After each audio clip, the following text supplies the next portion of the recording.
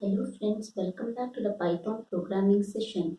In the earlier sessions, we had looked into the basic programming concepts of Python. And in today's session, let's move on to the advanced topics in Python, that is the OOPS concept. So friends, what are OOPS? OOPS is nothing but object-oriented programming concepts. It was first found out with the C++ programming language. So the OOPS concept first came into picture with the C++ programming language. And even in Python, they have incorporated the OOPS concepts. So in today's session, let's see about the OOPS concepts in Python. So friends, there are many things which we have to know under the OOPS concept.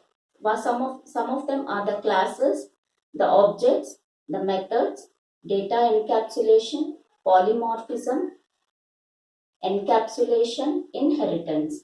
So in today's session, let's learn about classes and objects. So friends, what is a class? So a class is nothing but a blueprint. A class is nothing but a blueprint or prototype which is used to create objects.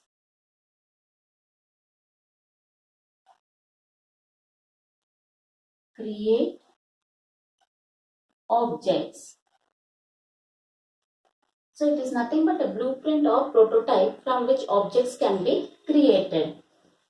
Secondly, it comprises of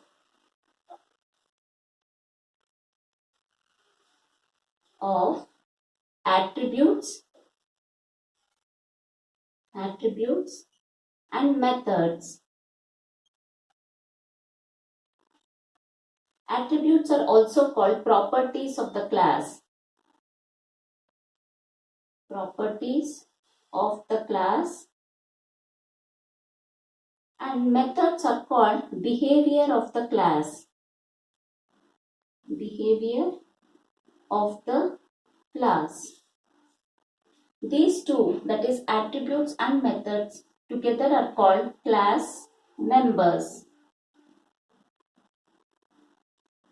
Together they are called as class members. It is created, class is created. It is created with the help of class keyword. So with the class keyword, we are creating the class. And fourthly, no memory allocation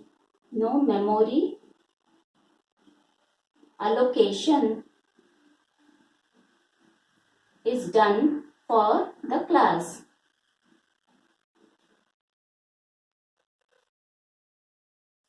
So these are the important points about the class concept in OOPS concept. Firstly, it is a blueprint or prototype from which objects can be created. Class comprises of two things. One is the attributes and the other one is the methods. Attributes is nothing but the property of the class. Method is nothing but the behavior of the class. Suppose we take a car as a class. So the properties are the color of the car, the model, the price are all the properties of the class. Properties of the car class. And what are the behavior of the car class? So behavior of the car class comprises of its performance, its mileage, and some other behavioral details. So attributes comprises of the color, model and price. This is just an example. And behavior comprises the behavior of the car. That is its performance, its mileage and many other things. And how is the class created? It is created with the class keyword. And for the class as such, no memory allocation is done for the class as such. Only when we create an object, then memory will be allocated to these particular attributes and methods. So this is what class means in Python programming language. Now let's see what do we mean by object. So secondly, it is the object. Object is nothing but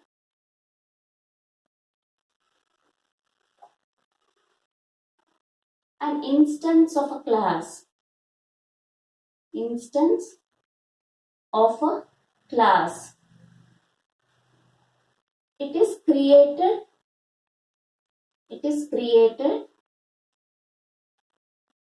with the help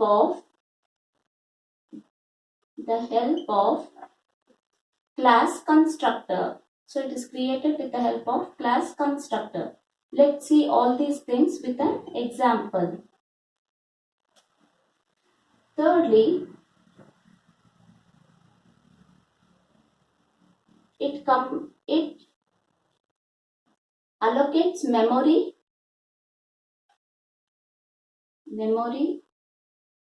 for the class attributes and methods. It allocates memory to the class attributes and methods. And for a single class,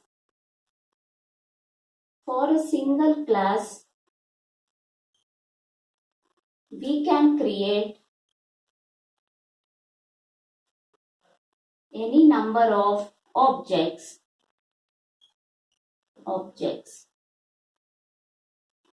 So this is the object. It is nothing but an instance of the class. It is created with the help of class constructor. It allocates memory for the class attributes and methods. For a single class, we can create any number of objects. So, hope so the definition is fine with you, friends. Now let's look into the example of a class and an object.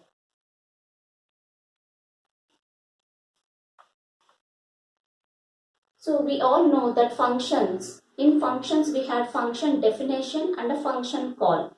The function definition had all the details and it used to execute only when we call the function with the function call. Similarly, the class has all the definition and it will be created once we create an object for that particular class. So firstly, for creating a class, we create it with a class keyword, the name of the class. I am taking student as the name of the class and then colon. So class keyword, name of the class and then colon. And with indentation, let me say school equal to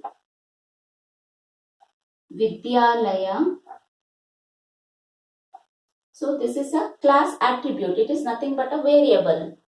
So this attribute I am assigning it to Vidyalaya. And then let me have my definite function.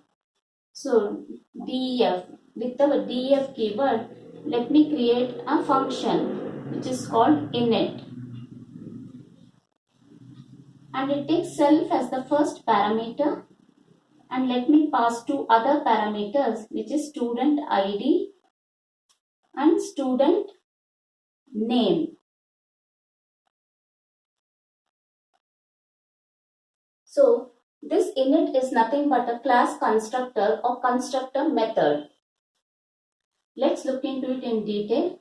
And now let me say self dot student ID is equal to student ID. And then self dot student name is equal to student name. So this function assigns value to two variables. And now let me have one more function which is called def display, and I am having self as the parameter. And let me say print,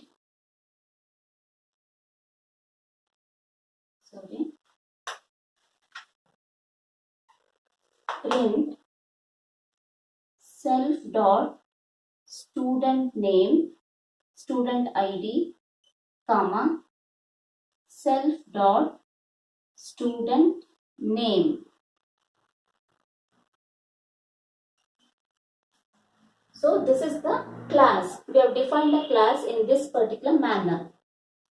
So, and now let me create an object for this particular class. So let me call the object as C1 equal to, with the class constructor, I create the object. So it is student, and I am passing two parameters because it takes two parameters here. So I am passing 1, 2, 3 and then Sam as the name of the student. ID is 1, 2, 3 and Sam is the student. And next let me say C1 dot display. I am calling this function. So friends, in this let's see what each one refers.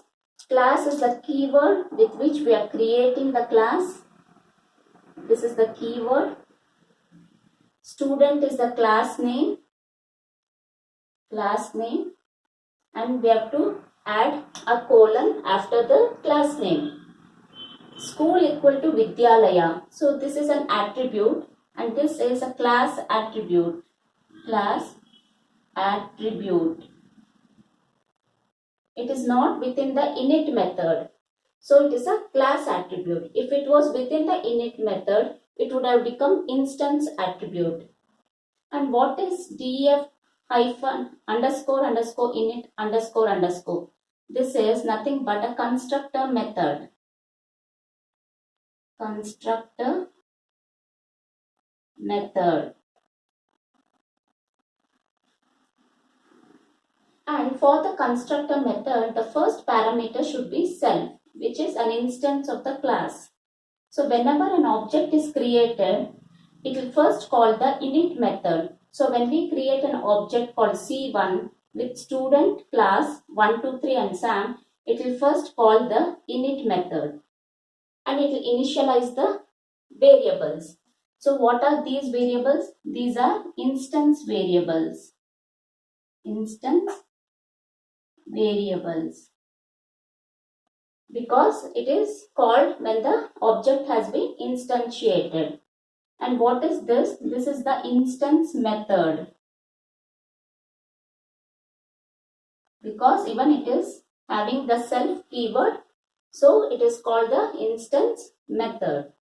So these concepts we have to understand, friends. And C1 is the object. So the class is from here till here, that is the class. This is the class. And this is creation of an object. So initially I'll define my class with class keyword and the name of the class, which is student, and then colon. Then I give school equal to Vidyalaya, which is a class attribute because it is inside the class and outside the constructor method. So this is a class attribute. Then I define my init method, which is also called a constructor method, with self, student ID, student name.